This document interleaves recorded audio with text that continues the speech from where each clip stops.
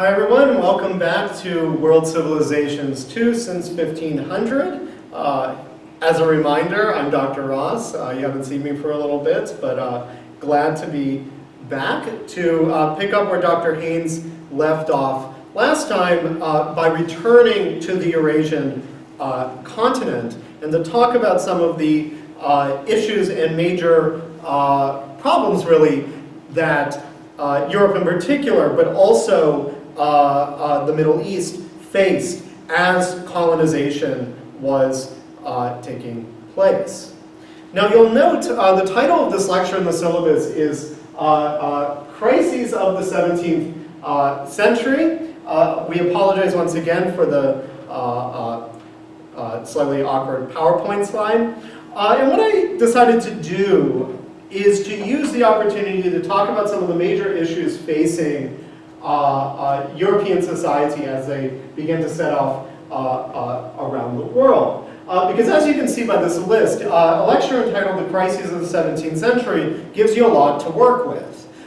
Historians used to quite frequently, they do so less now, talk about the 17th century as a period of the general crisis. The general crisis of the 17th century, a period where as that international economic and state-based system took shape around the kind of imperial adventures of Europe, a kind of general destabilization took place, leading to, among other things, the fall of the Ming Dynasty, which was the subject of my own previous lecture, which we'll allude to in a later moment, but also periods of civil unrest in England, with a full-on civil war, in a major rebellion in France, as well as what would be the most devastating series of conflicts the world had yet seen and will see until the 20th century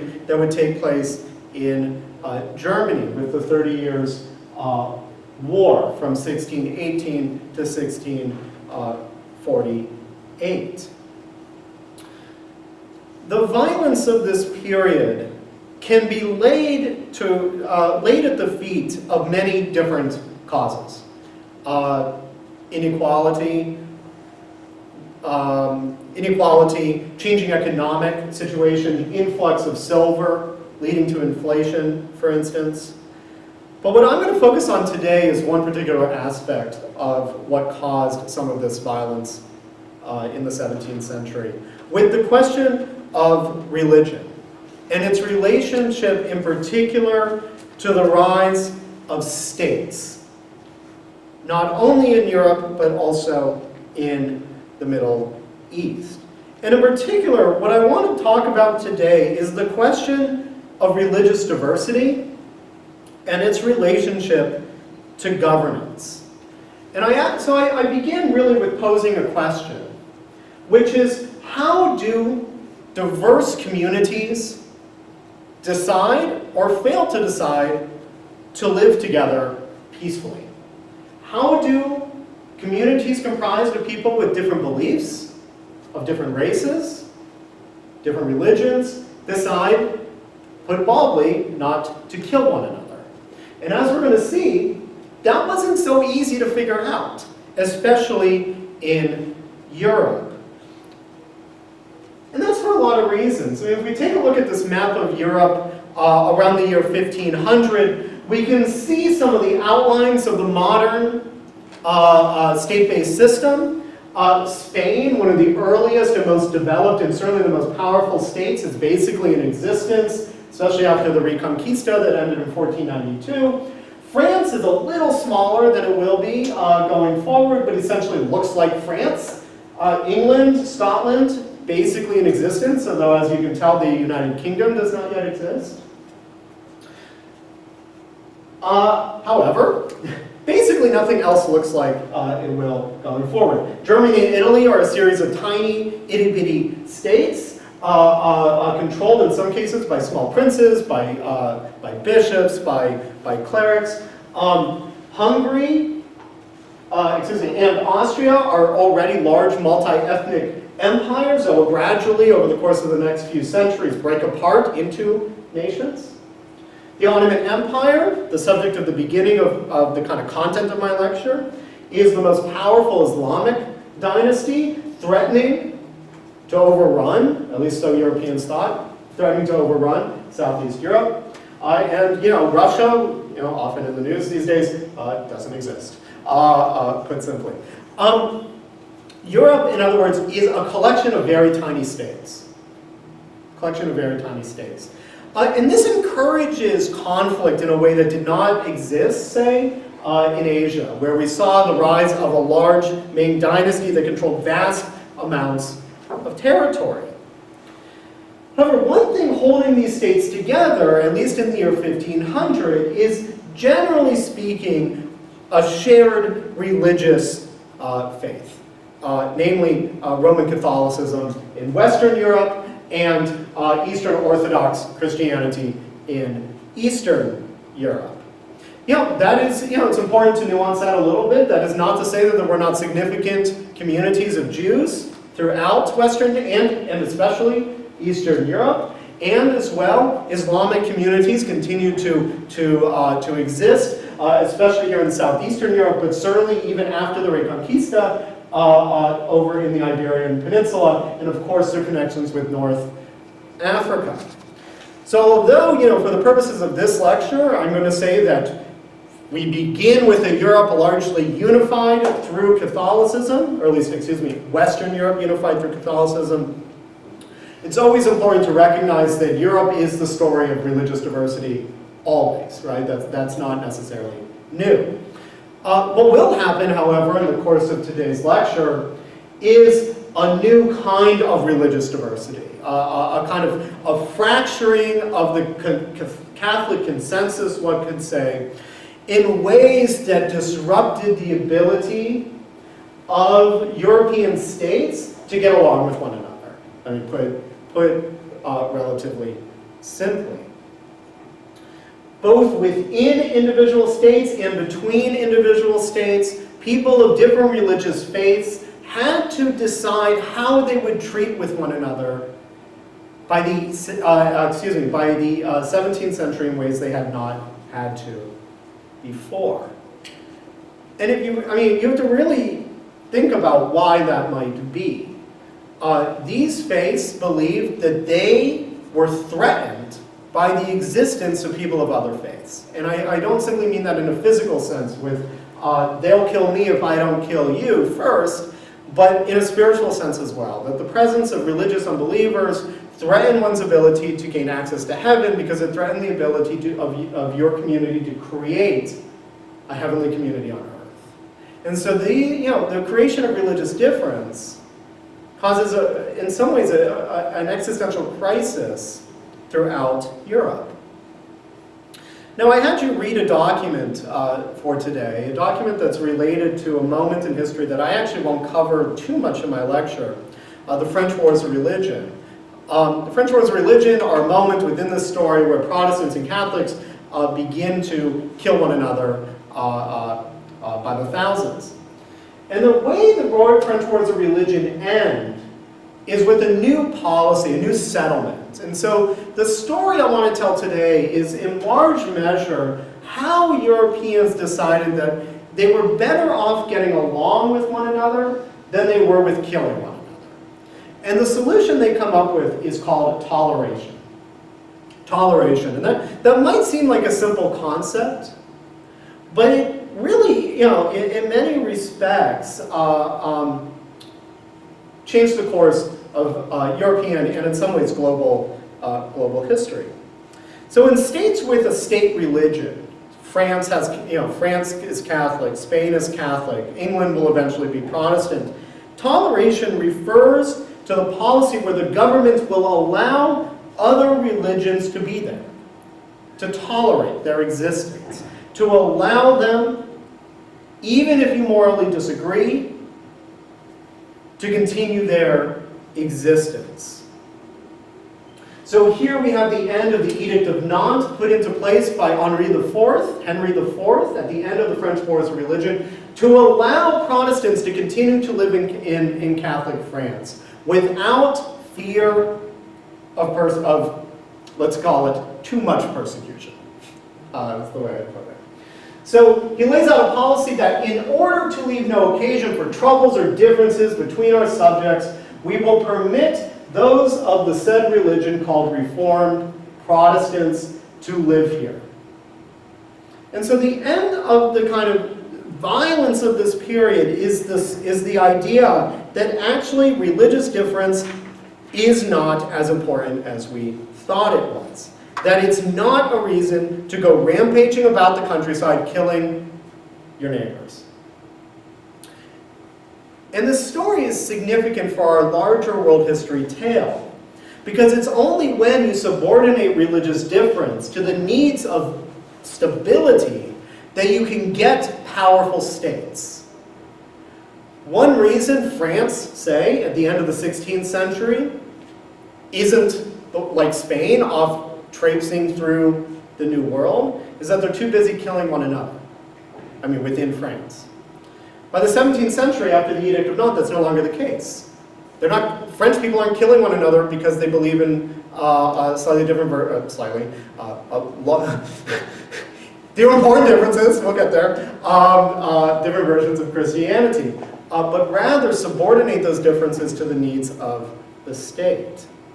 So Dr. Haynes, in the very first lecture, talked about how one story we're telling in this class is about the emergence of a state-based system. And a state-based system in particular dominated by Europe. It's only when Europe begins to tolerate religious difference that that can occur.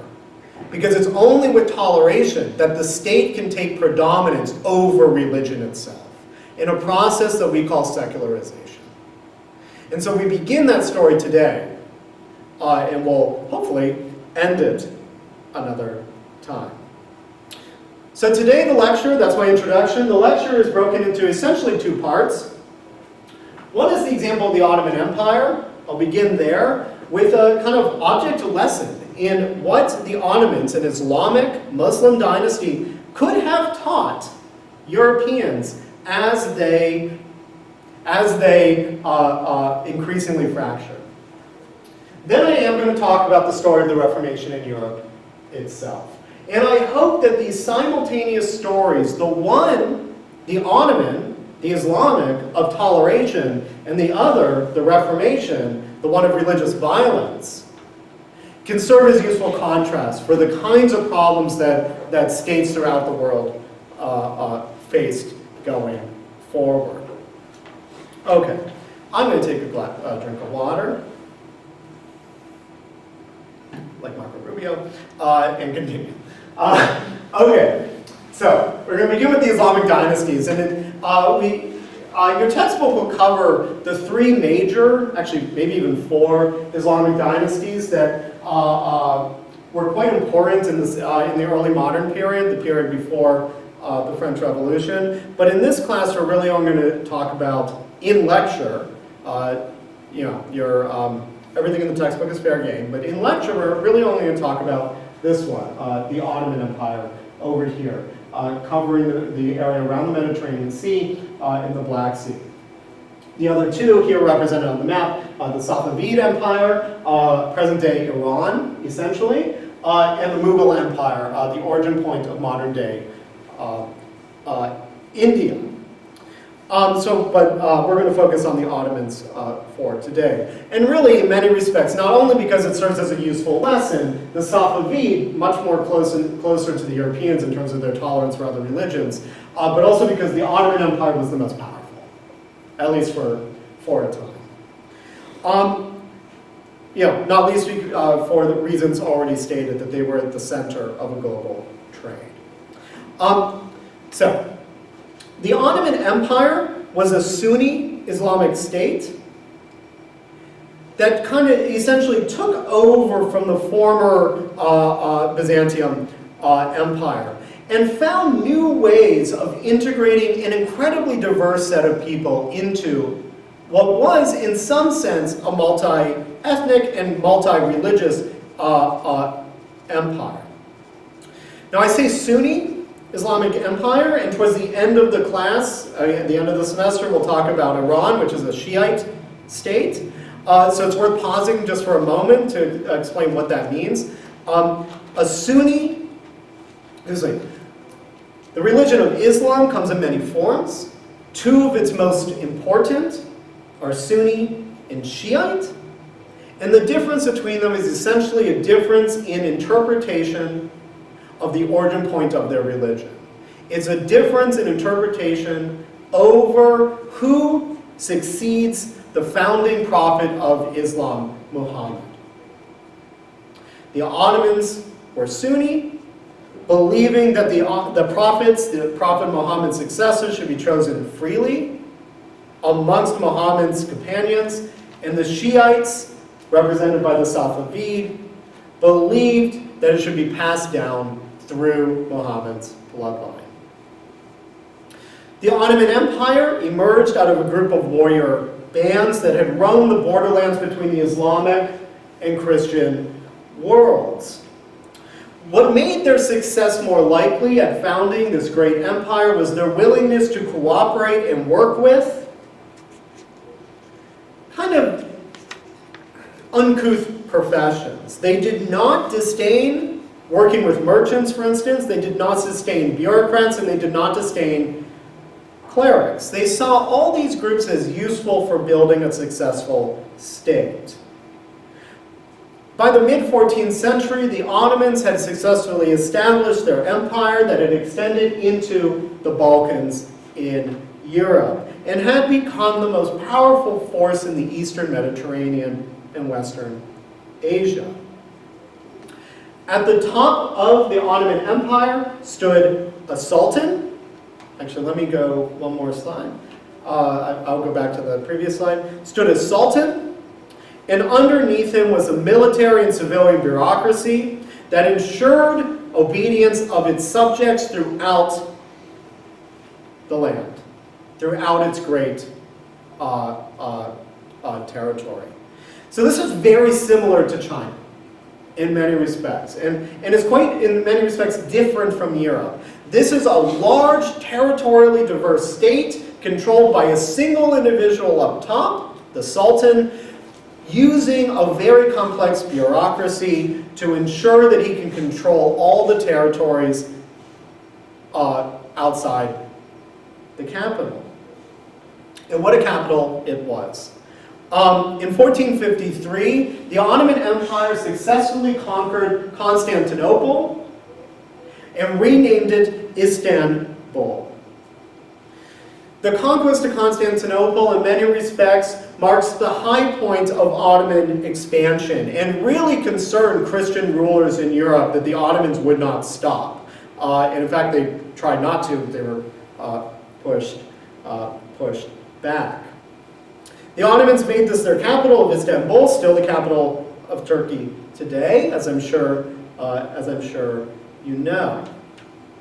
So the conquest of Constantinople not only represents kind of the high point of Ottoman power, but also how the Ottomans expanded through force, right? So one commonality, if we, in an essay question, if we ask you to describe some big trends of the first quarter or first third of the course, one of those trends is the use of force to get what you want. And the Ottomans did so quite well. Through their military expansion, the Ottomans eventually would come to rule under their greatest sultan, Suleiman the Magnificent, 1494, 1566, 20 to 30 million people.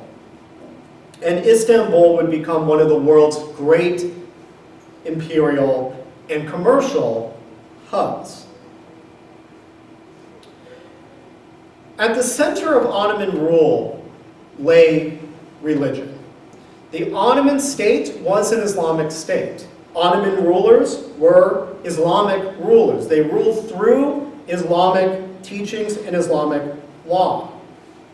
What made the Ottomans unique, however, and what makes them so interesting to think about today, and why they're so important as a contrast to Europe, is that although this was an Ottoman state, an Islamic state, and although the Ottoman leaders were faithful Muslims, they tolerated religious minorities. They tolerated religious minorities. According to the Millet system, and that's M-I-L-L-E-T, the Millet system, religious minorities in the Ottoman Empire were given semi-autonomy. So kind of, think about what that means. And when I mean semi-autonomy, I mean the ability to kind of run one's local affairs, perhaps even set up a religious law court, and not be bothered by the Ottoman state. So although, like in China, this is an absolute ruler, the Ottoman sultans recognized the benefits of enabling in its subjects a certain measure of freedom to believe and act as they wanted. And in fact, this was, there was no question of how important this was to the Ottoman strength. In 1492, Spain expelled not simply its Muslim populations, but also its Jewish populations. And the exodus of these religious minorities out of Spain into the Ottoman Empire strengthened Ottoman banking, strengthened Ottoman merchantry, commercial life, and gave Istanbul a new class of these, for lack of a better term, middle-class citizens who could then pay taxes and contribute to the cultural and social life of the empire. So the specific acts of Spain, its religious intolerance, benefited the Islamic Empire of the Ottomans. So just to give an example, I have this image much later, if you can't see, it's 1779, of a Jewish man living in the Ottoman Empire. It's kind of incredible to think about. Jews have been chased around Europe for centuries, but they were welcomed in the Ottoman Empire to an extent. Always, fair. There was a reverse to this, and it's worth recognizing. Worth recognizing the negatives, for some. One reason the Ottomans were so enthusiastic or relied so heavily on this question of toleration is that they believed that by incorporating diverse peoples into their own system of governance, they would ensure greater loyalty and stability of their broader empire. In other words, better to get different people to be loyal to you than to beat them into subservience. So they relied quite heavily for their governing apparatus on Christians, Jews, in addition to Muslims.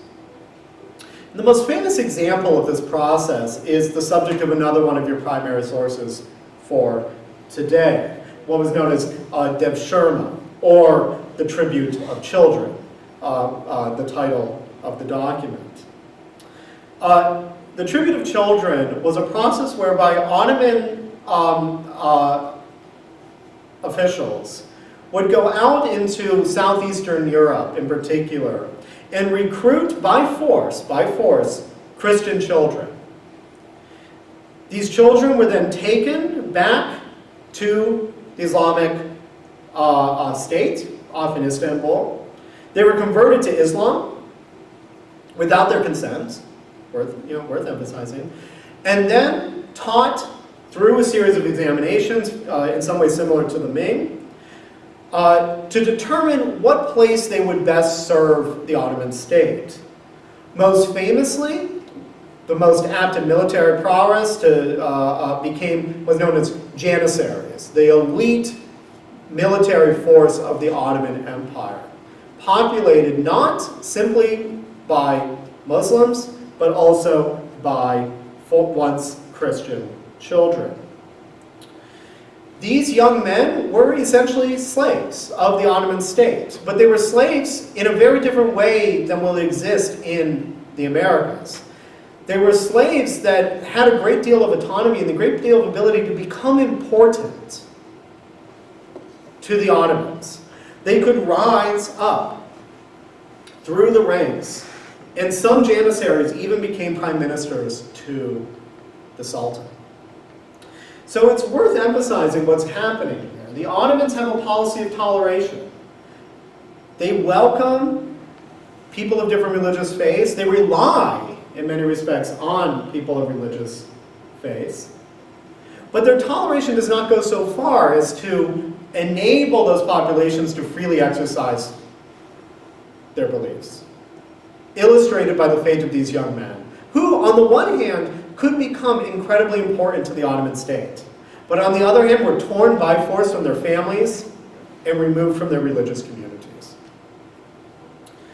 But in any case, to conclude my bit about the Ottomans, their success was reliant upon their successful ability, their ability to balance their desire for control from the center and their willingness to allow their peoples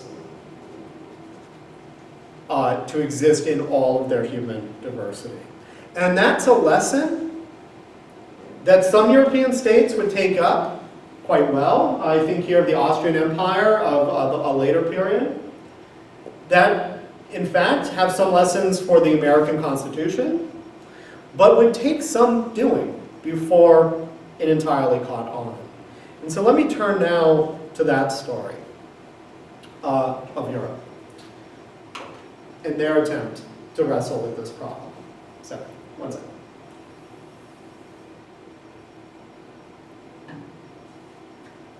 Okay, so, as I explained in my introduction, Europe around this time, so 1400s, 1500s, was essentially split into two different religious groups. Orthodox Christianity, which is here in the lighter color, that's Islam, and Catholicism over here in Western Europe.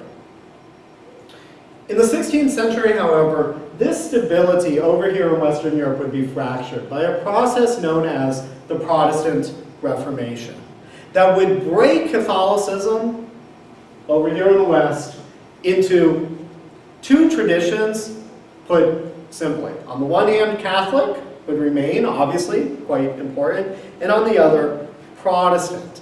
And Protestant tradition would then, of course, fracture into all of its various kinds that exist today. So a brief definition of what the Reformation was. The Reformation was a series of parallel movements that divided European Christianity into these two traditions, Catholic and Protestant. The Reformation begins as a protest by Catholics themselves, and the key word is protest, an outcry over the corruption of the Catholic Church.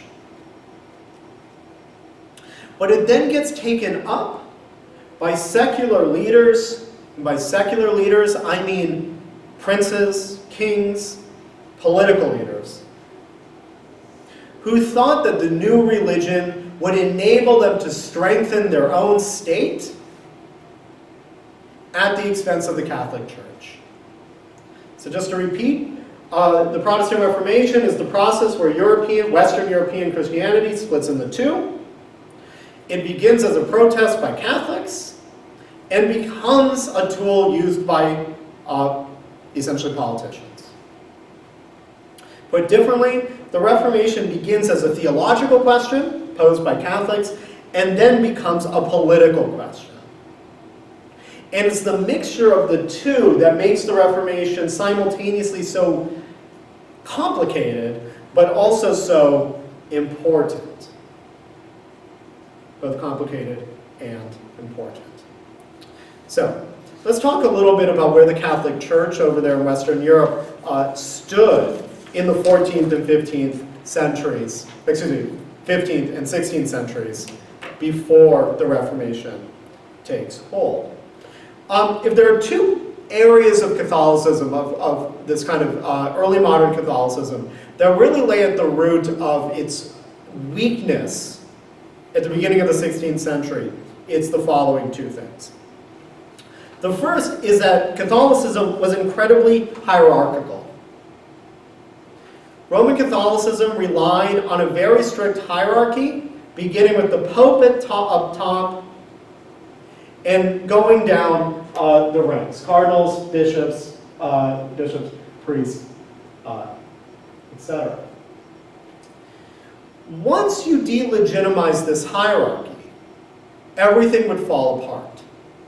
It's not like other religions where where a single leader isn't necessarily in charge, and if you start to critique, you're not necessarily critiquing the very structure of the religion. In the case of Catholicism, when you start raising theological questions, you are going to be questioning the governing structure of the church itself. So once the Reformation gets going, in the early 16th century, it's not long before you're putting into question all of the kind of bases on which the church itself lay.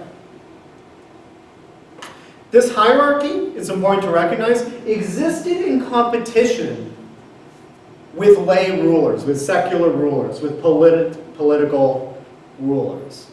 Within individual states, but with the Pope, right, your religious ruler, and the king claimed loyalty amongst the people. And this could work if both sides are essentially getting along, or if you come to some agreement about how you're going to share power. But in a moment of the increasing importance of the state, these two sides are going to come into competition. And once states see the opportunity to kind of take on this hierarchy and essentially push the priest out of the picture, they're going to take it up. They're going to do so. So when a series of lay rulers, a series of heresies, and a series of kind of Catholic interrogations themselves begin to ask certain questions that are kind of uncomfortable for the Catholic Church. What is the relationship between king and pope? What is the relationship between my need as a ruler for taxation and your need for a tithe, a church tax? And how do we reckon with those distinctions and those problems? So, one aspect of the Catholic Church you kind of need to know is that it's incredibly hierarchical and it's in competition with the state. The other thing you need to know about the Catholic Church, in order to understand the Reformation, is that it has a very particular idea of the role of the priest and the role of the hierarchy in the actual salvation of souls that creates a kind of a problem once you start critiquing the hierarchy. So this chart can be quite complicated, but it's essentially a description of the way a Catholic in the early modern period, not necessarily today, although pretty close to today, gets into heaven. And so you can see all the steps. One is born. One is born with original sin, according to a Catholic. You're then baptized, which gets rid of at least most of that original sin. But then because you're a human being, you're going to sin again, because that's inevitable. Okay? And once you sin again, you're going to confess that sin, right? Because that's one of the sacraments. And in order to ensure that you're ready for heaven in case you die, which in the medieval period is likely, you're ready. But the only way for that sacrament of confession to work is if you confess to a priest. And this is what's really key to the story of the Reformation. It's the place of the priest. You can't get into heaven unless you confess to a priest. The priest is in the way. The priest is central to your ability to get to heaven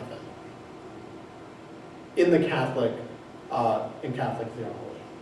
So you can see, just to take, once you're absolved by the priest, you're going to do a penance, right? You're going to complete penance, you're going to and then you're going to be absolved after you do what the priest said. You're going to be pure again, but then, once again, you're human, you're going to sin, right? You're going to think impure thoughts about your neighbor, you're going to think impure thoughts about the goat, et cetera, et cetera.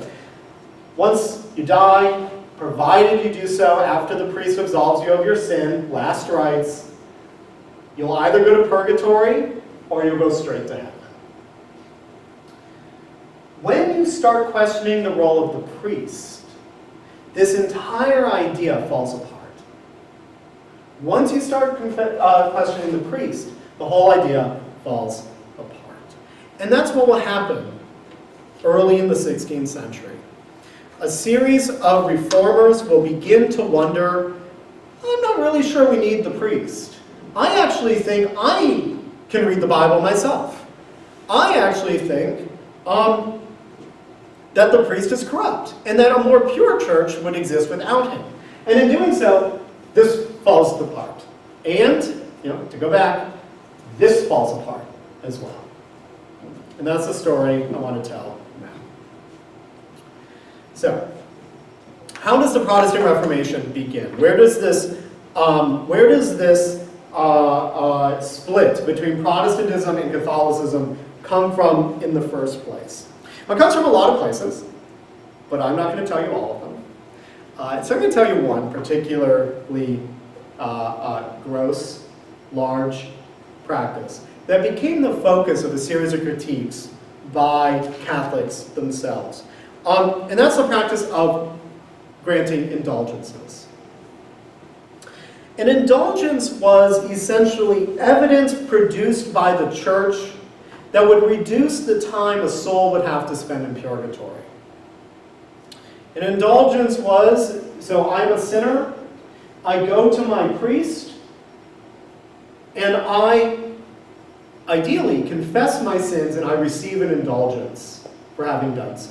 It's supposed to be a replacement for penance. It's not long, though, before the church sees a kind of an opportunity in this idea, right? So here you have this practice where essentially you're giving a paper to a believer to get out of jail, to get out of purgatory. And,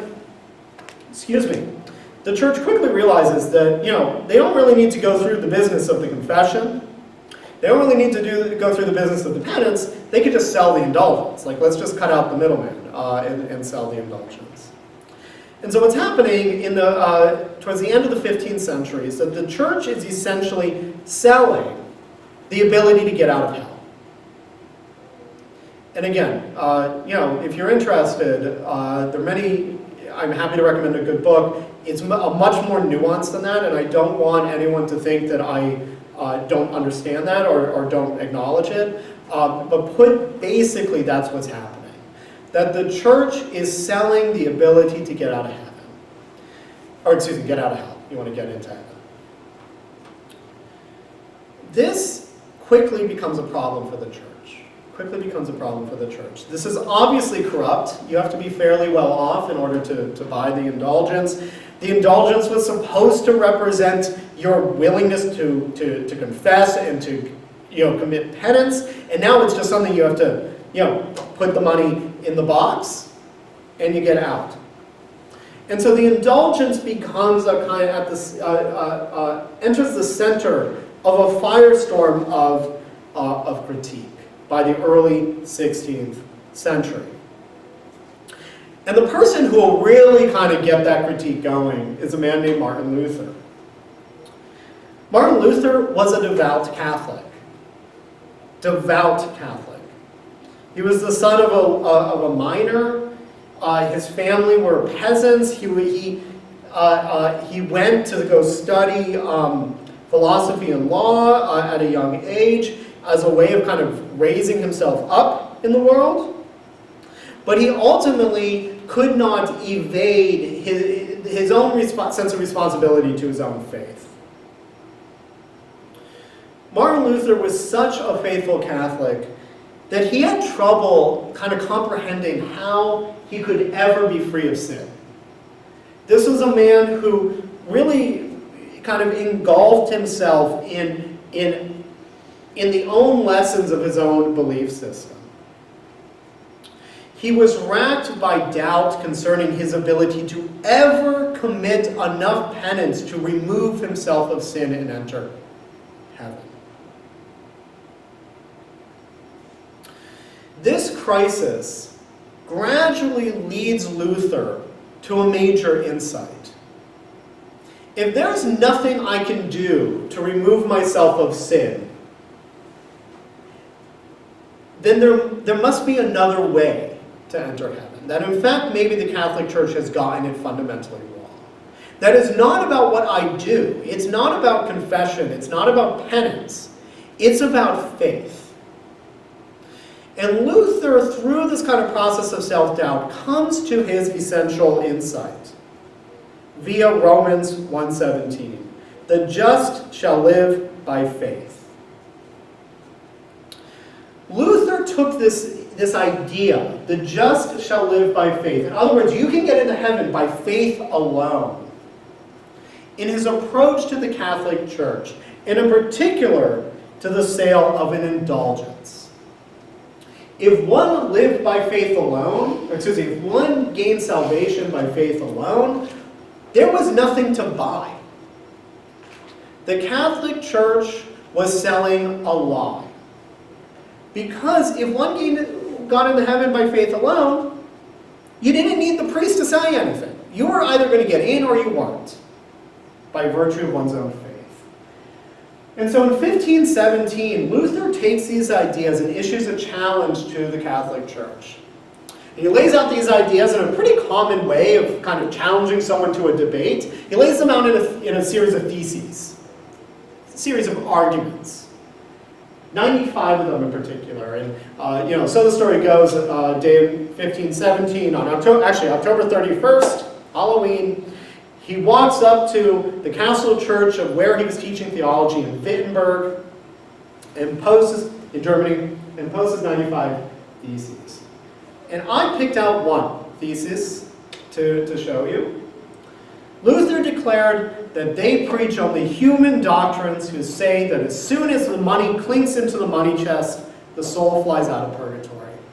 In other words, those who tell you that by buying an indulgence you will be saved are lying to you. They are lying to you. Luther believed that it was not up to the church, it was not up to the church to get souls out of purgatory. It was up to the individual believer. Think about, and I'm going to go backwards, think about the implications of that for the Catholic Church as a whole. Is Luther saying that you only get to heaven by faith alone so long as the priest tells you get to? No. He's saying you get to heaven by virtue of faith alone. Is he saying you get to heaven by virtue of faith and by doing something, whether by buying an indulgence or not? No. He's saying you get to heaven by faith alone. He's cutting out the church hierarchy. You don't need a priest to go to heaven, according to Luther. Although, again, that's a little more complicated. Call me an office hours. What does this mean? What does this mean? Luther is radically challenging the very basis on which the Catholic Church gained power. The Catholic Church rested its power on hierarchy and the role of the priest, and Luther is saying the hierarchy is bullshit, and so is the priest. And Luther, luckily for him, finds a very receptive audience. Finds a very receptive audience amongst a lot of people. Finds a very receptive audience amongst peasants who are really kind of sick of their corrupt priests, who don't know a thing about the religion they're supposed to be teaching. He finds a ready audience amongst some of his co-religionists. Luther will eventually marry a nun. Most importantly, at least for our purposes, for our story, is that he finds a ready audience amongst leaders, political leaders, kings, princes, and the like. Remember, the hierarchy of the Catholic Church is in competition with the hierarchy of secular leaders.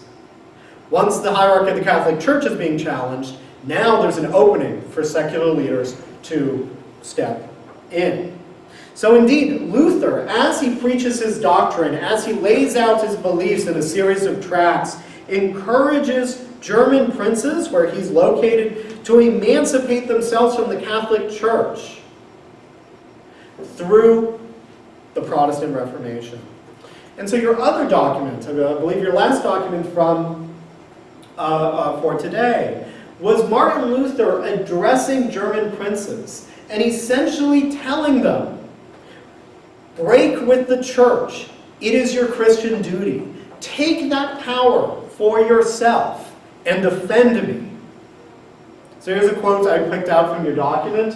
Therefore I say, for as much as the temporal power has been ordained by God for the punishment of the bad and the protection of the good, we must let it do its duty throughout the whole Christian body, without respect of persons, whether it strike popes, bishops, priests, monks, nuns, or whoever it may be.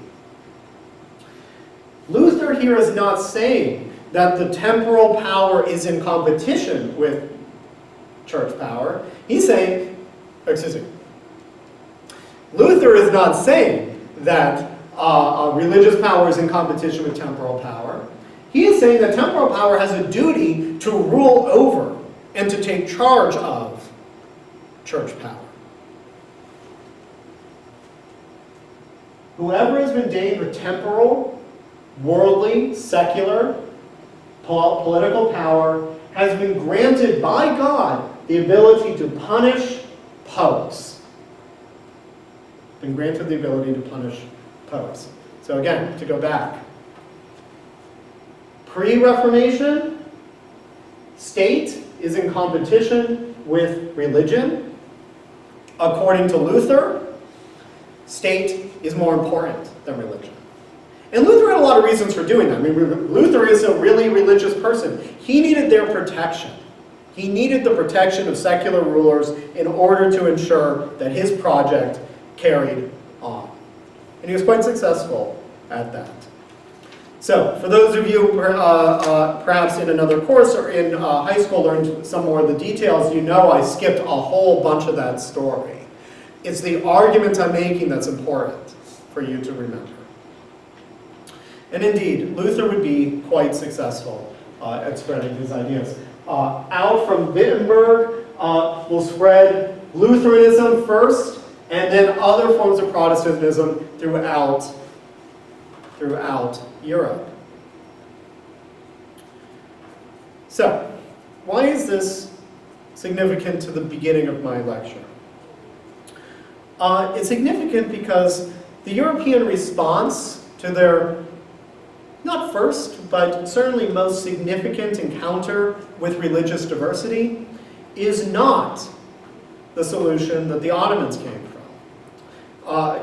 to. In fact, it's basically the opposite. With the outbreak of the Protestant Reformation, a series of religious wars will break out throughout Europe. I already mentioned the wars in France, and here's my brief mention of them again. The French Wars of Religion would rage for 30 years between Catholics and Protestants, culminating, I mean, not ending, but culminating in a moment of violence in the city of Paris, where Catholics essentially murder between 2,000 and 10,000 Protestants in the streets. So think about this. 40 years after Luther writes his doctrine, former neighbors are murdering one another because religious difference seems to demand it. You know, in many ways, that doesn't seem very good for our story of the emergence of the state. If French people are too busy killing one another, how is France ever going to become a great state itself? So I already alluded to the question of toleration, but really, it takes another 40 or 50 years for Europe to figure out what it wants to do. The period known as the 30 Years' War, one of our crises of the 17th century, a series of religiously linked violence and battles will take place, in which 1/3 the population of Germany will perish. 1/3. There is not another atrocity of this scale until the horrors of the 20th century, which was the worst century. 17th is second worst. The 30 Years' War that will rage primarily in Germany represents the culmination of an inability of Europeans to figure out how to live with one another despite their differences. The 30 Years' War will end with a European solution. And it is not really one of toleration, like the Ottomans. It's one of a state-based religious system where states will determine their internal religious politics themselves, and their neighbors would do the same, and they would leave each other alone. So the Peace of Westphalia, which will end in 1648, marks the emergence of a European state system where each individual country will have the power to determine within its borders its own religious policy. So rather than French Catholics killing Protestant, let's say Swedes, I don't know, something like that, Protestant Germans, actually better, scratch Swedes, they will simply live and let live. An international system of toleration, if not an internal necessarily policy of toleration. So the end of this period of religious conflict, of religious ferment, of religious debate, ends not with the primacy of religion, but with the primacy of the state. And that's because Europeans couldn't figure out, essentially, how to make religion as important as it was before, because they couldn't do so without murdering one another. And so I conclude by thinking about that contrast that I'd set up throughout the lecture. The Ottoman state, and to be fair, by 1648 the Ottoman state was not doing so well either, but the Ottoman state was much bigger, it was much more prosperous, and it was much more diverse than these tiny European states who couldn't basically get over it, and simply kept murdering one another until they had killed too many people to keep doing it. So I leave you with that happy note for next time, where we will continue with our story actually of colonization and the slave trade. Thank you very much.